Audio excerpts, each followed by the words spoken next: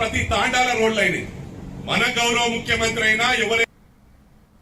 విశాఖ జిల్లా గాజువాక మండలం అక్కిరెడ్డిపాలెం 68వ వార్డులో తీవ్ర మంచినీటి సమస్య నెలకొంది.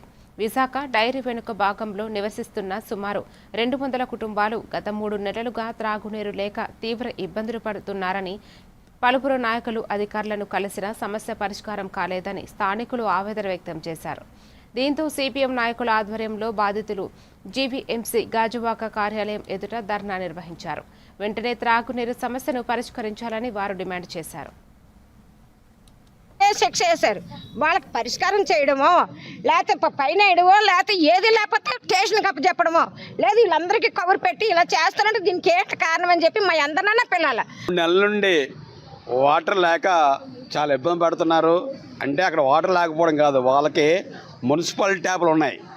ఆ మున్సిపల్ ట్యాపుల ద్వారా వీళ్ళు మంచినీళ్ళు తాగడం కానీ వంట వండుకోవడం కానీ స్నానం చేయడానికి ఉపయోగించేవారు. ఎవరో ఒక వ్యక్తి దొంగ ట్యాప్ కనెక్షన్ చేశారని ఇలా 400 మంది మనుషులు బతికి ఉండే వాళ్ళని వాటర్ కట్ చేయడం ఎంతవరకు న్యాయం? స్థానిక ఎమ్మెల్యే దగ్గర వెళ్ళారు, డిఈ దగ్గరికి వెళ్ళారు, కమిషనర్ దగ్గరికి వెళ్ళినా కూడా ఈ సమస్య పరిష్కారం చేయట్లేదు.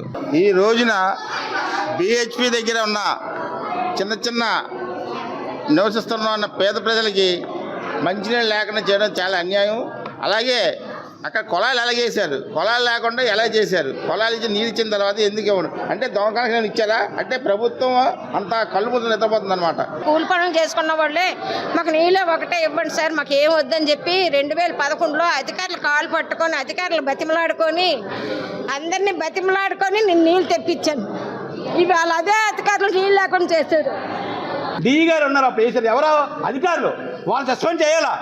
మీరు డబ్బులు వసూలు చేయాలంటే డబ్బులు వసూలు చేయాలని అడగకుండానే అధికార రూమ్లో కూర్చుని ఏసీ రూమ్లో కూర్చుని అలాగే నోటీసులు పంపించకుండా ఎలా కడతారండి?